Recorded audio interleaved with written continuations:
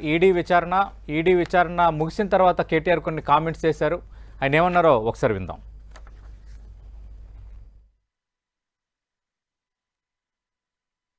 రేవంత్ రెడ్డి గారికి నేను ఒక ఆఫర్ ఇస్తా ఉన్నా. రేవంత్ రెడ్డి గారు, నీకు నిజాయితీ ఉంటే, నీకు ధైర్యం ఉంటే ఒక పని చేద్దాం. నేను తయారుగా ఉన్నా, నువ్వు ముందుకు రా, జడ్జి గారు ముందు కూర్చుందాం. ఏసీబీ జడ్జి అయినా, హైకోర్టు న్యాయమూర్తి గారైనా, లేదా మీకు ఇష్టమైన న్యాయమూర్తి ఎవరి ముందైనా కూర్చుందాం.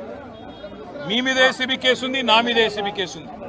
నీ మీద ఈడీ ఛార్జ్ షీట్ చేసింది, నా మీద ఈడీ విచారణ జరుగుతున్నది.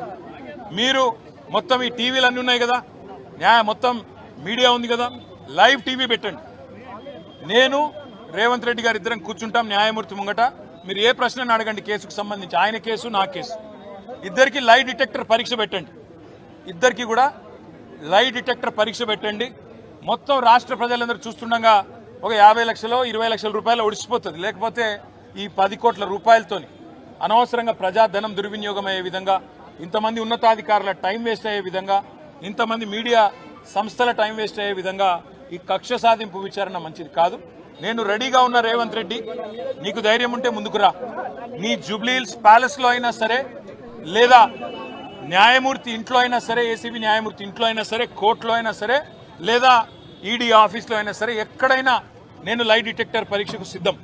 నువ్వు కూడా రా, ఇద్దరం కూర్చుందాం.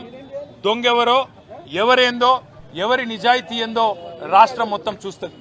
నీకు ధైర్యం ఉంటే వెంటనే నిర్ణయం తీసుకో. డేట్ నువ్వే చెప్పు, టైం నువ్వే చెప్పు, ప్లేస్ నువ్వే చెప్పు, నేను వస్తా. నిజాయితీగా నా చేయిస్తా. నువ్వు లై డిటెక్టర్ పరీక్ష పెట్టి నువ్వు కూడా పెట్టుకొని కూర్చో. ఎవరు ఏందో రాష్ట్ర ప్రజలకు తేలుతుంది. రైట్. అద్దంకి దయాకర్ గారు, కేటీఆర్ సవాలు విన్నారు. లై డిటెక్టర్ పరీక్షకు నేను సిద్ధం, సీఎం రేవంత్ రెడ్డి సిద్ధమా? తేదీ ప్లేస్ని సీఎం రేవంత్ రెడ్డి నిర్ణయించాలి. నేను రెడీ. సవాలు మరి స్వీకరిస్తారా? మీరు రెడీనా? నీకు దీన్ని చూస్తే ఏం గుర్తు రావట్లేదు అసలు. నాకు బాలకృష్ణ సినిమా డైలాగ్ ఇది గుర్తొచ్చింది.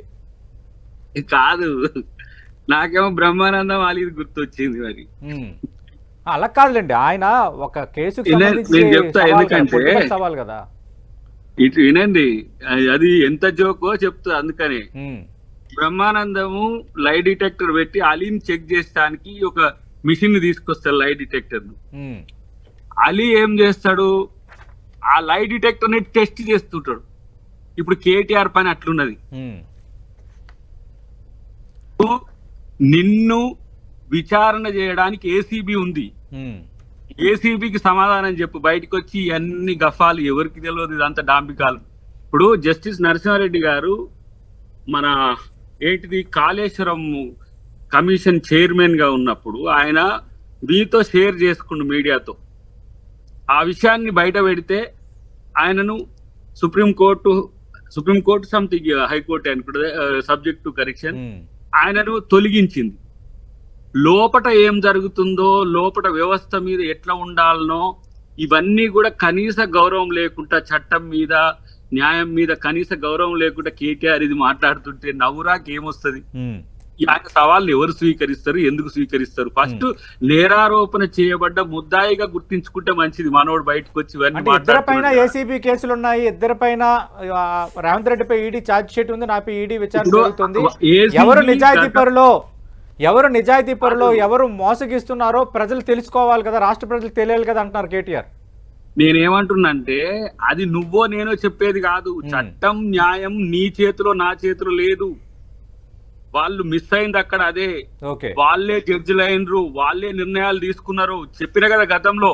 ఇప్పుడు ఈయన అంటున్నాడు కదా, అడ్వకేట్ కావాలి మాకు, మేము ఎమ్మటుంటే అప్పుడు చేయాలి, మాకు కోర్టు రైట్లు ఉన్నాయి, మానవ హక్కులు ఉన్నాయి. అంటే మరి మాకు లేవా? వీళ్ళే పెద్ద గొప్పనా?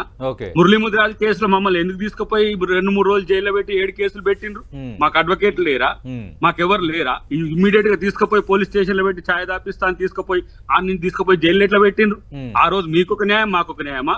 ఇంట్లో పిల్ల నిశ్చితార్థం ఉంటే అక్కడి నుంచి బెడ్రూమ్ కి వచ్చి తీసుకొని పోయి అరెస్ట్ చేసిన రోజు మీకు న్యాయాల చట్టాలు గుర్తు రాలేదా? కేవలం మీకు మాత్రమే వస్తాయా?